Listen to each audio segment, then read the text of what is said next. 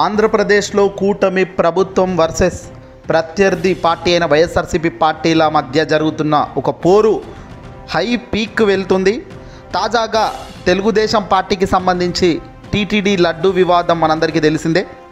దీన్ని వైఎస్ జగన్మోహన్ రెడ్డి గారు వైఎస్ఆర్సీపీ పార్టీకి సంబంధించిన వ్యక్తులు అందరూ కూడా దీనిపై రివర్స్ అటాక్ కూడా చేయడం జరిగింది. తప్పు ఎక్కడ జరగలేదని దేవుడి సాక్షిగా ప్రమాణం కూడా చేయడం జరిగింది మాజీ ఈవో. అయితే ఇక్కడ జగన్మోహన్ రెడ్డి గారు తిరుమలకు బయలుదేరబోతున్నారు. ఈరోజు సాయంత్రం అయిన తిరుమలకు జగన్ గారు వస్తారు. రేపు ఉదయం స్వామివారి దర్శనం, అలాగే చంద్రబాబు లడ్డు వ్యాఖ్యలపై పాప ప్రక్షాళన పూజ, ఈ రెండు కార్యక్రమాలు జగన్ చేయబోతున్నారు. ఇక నేరుగా తిరుమలకే జగన్ రాబోతున్నారు అని తెలుసుకున్న ఈ కూటమి ప్రభుత్వం అరాచకాలు మొదలెట్టింది, ఆంక్షలు మొదలెట్టింది. మునుపెన్నడూ లేని విధంగా పోలీస్ యాక్ట్ సెక్షన్ 30 అమలు అంటూ కూడా కొత్త ప్రతిపాదన తెచ్చారు. వైసీపీ నేతలను ఎక్కడికక్కడ నోటీసులు ఇచ్చి ముందస్తు జాగ్రత్తగా హౌస్ అరెస్టులు చేస్తున్నారు. ఇక్కడ జగన్మోహన్ రెడ్డి గారు తిరుమలకు వస్తుంటే అసలు మీకు బాధ ఏంటి, మీకు వచ్చిన కష్టం ఏంటి అని కూడా కొందరు ప్రశ్నిస్తున్నారు. అయితే జగన్ హయాంలో లడ్డు కల్తీ జరిగిందట, జగన్ హయాంలో వాంటెడ్గా కల్తీ నెయ్యి వాడారట. తద్వారా జగన్ ఎలా చూడ్డానికి వస్తారు, ముందుగా జగన్ డిక్లరేషన్ ఇవ్వాలి. జగన్ ఒక క్రైస్తవ మతంలో ఉన్న వ్యక్తి కాబట్టి ఖచ్చితంగా తిరుమల తిరుపతి దేవస్థానంలోకి వస్తున్నప్పుడు ఖచ్చితంగా డిక్లరేషన్ ఇచ్చి రావాలి అంటున్నారు. ఇక్కడ ఒక విషయం అండి, దేశ ప్రధాని నరేంద్ర మోదీ గారు అలాగే జగన్మోహన్ రెడ్డి గారు 2019 కాలంలో ఏకంగా ప్రధాని మోదీ జగన్ ఇద్దరు కలిసి కూడా శ్రీవారిని దర్శనం చేసుకోవడం జరిగింది. మరి అప్పుడు జగన్ గారికి ఇలాంటి డిక్లరేషన్ ఇవ్వాలని కానీ ఇలాంటి పద్ధతులు కానీ అప్పుడు కేంద్రం చెప్పలేదు. బీజేపీ పార్టీల ఏ ఒక్క చోట లీడర్ కూడా ఆరోపణ చేయలేదు. తెలుగుదేశం పార్టీ చంద్రబాబు నాయుడు గారు అంతకు అసలు ఆ విషయంపైనే ఆయన దృష్టి పెట్టలేదు.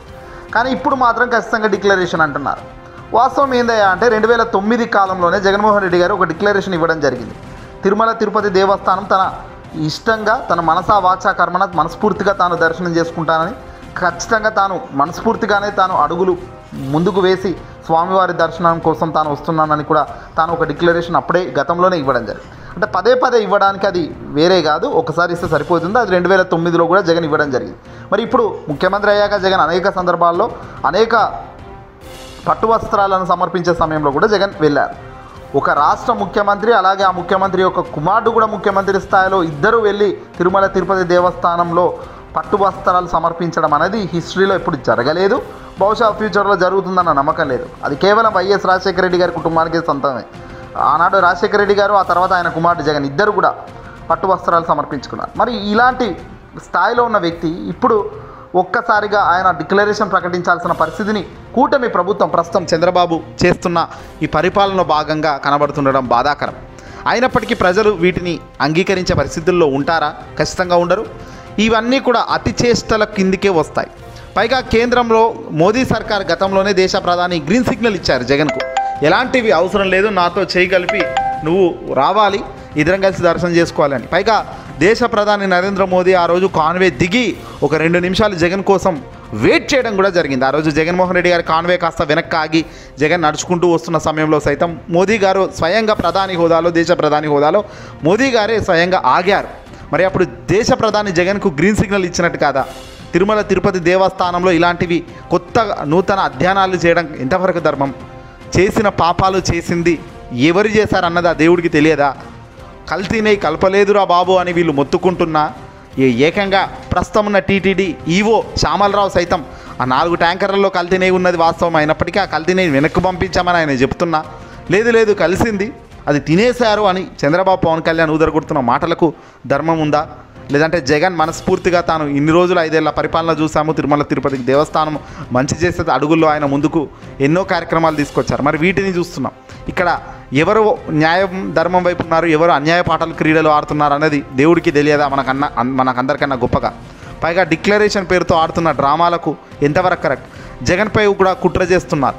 ఏకంగా రేపు తిరుమల తిరుపతి దేవస్థానంకి జగన్ వస్తున్నారు కాబట్టి జగన్పై దాడి చేసేందుకు పెద్ద ఎత్తున టీడీపీ స్కెచ్ గీసినట్టుగా సమాచారం అందుతుంది.